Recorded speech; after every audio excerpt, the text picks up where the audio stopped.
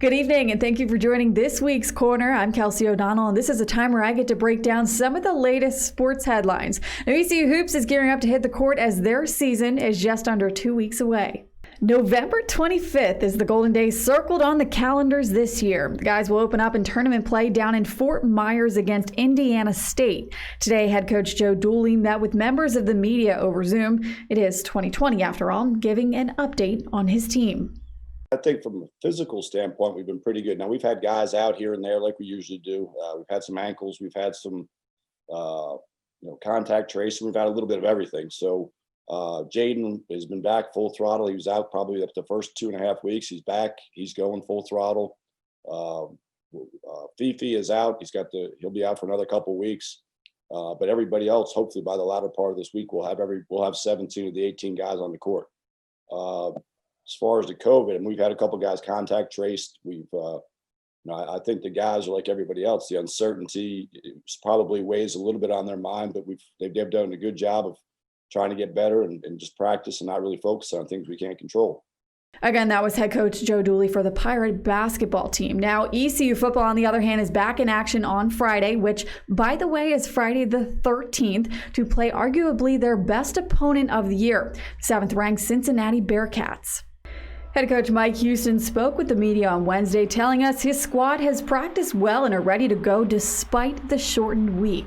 Had a good week of practice. Thought the kids really practiced very hard on Monday and Tuesday. I thought it was a sharp Thursday practice today on Wednesday afternoon. So felt like the guys have responded very well this week. Obviously, we have a tremendous challenge Friday night, facing a very good football team, one of the top teams in the country. But I'm excited. I'm excited for our group to get on the plane and go up there and look forward to kickoff at 7:30 Friday night. A couple of quick notes across the NCAA. College football Week 11 continues. Tonight, Colorado State kicks off at Boise State at 8 p.m. Here's a look at what's going on across the country. COVID-19 is hitting teams hard this week. 4 SEC games are postponed, including top-ranked Alabama versus LSU, Texas A&M versus Tennessee, Georgia, Missouri, and number 24 Auburn and Mississippi State. Now, that's not all. Memphis at Navy, Pitt at Georgia Tech, and Louisiana Monroe at Arkansas State have also been postponed. Taking a look now at canceled games this week, the 2nd-ranked Buckeyes will not play against Maryland on Saturday, and the scheduled Air Force versus Wyoming game is also a no-go as well.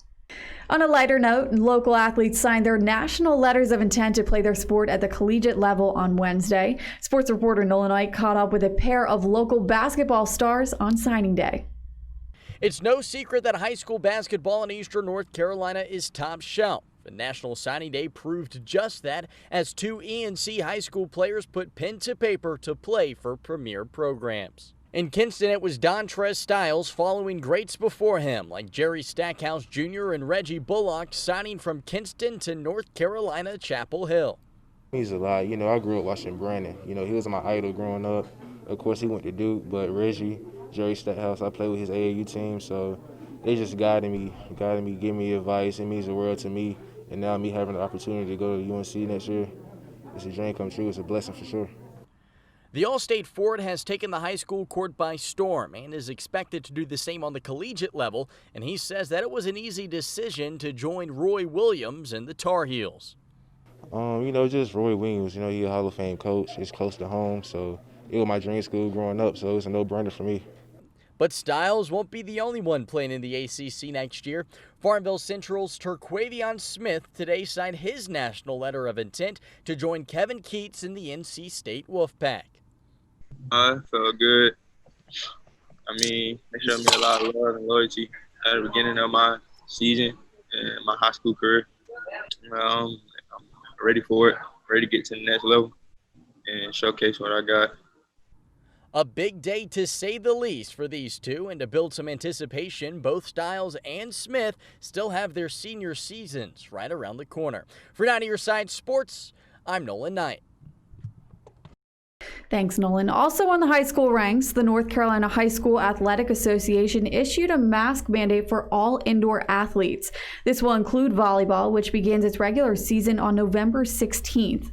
All athletes from now on will be required to wear masks at practices and games.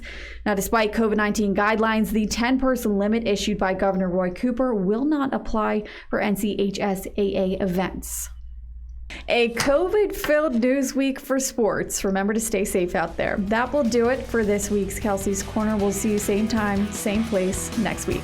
Thanks for watching.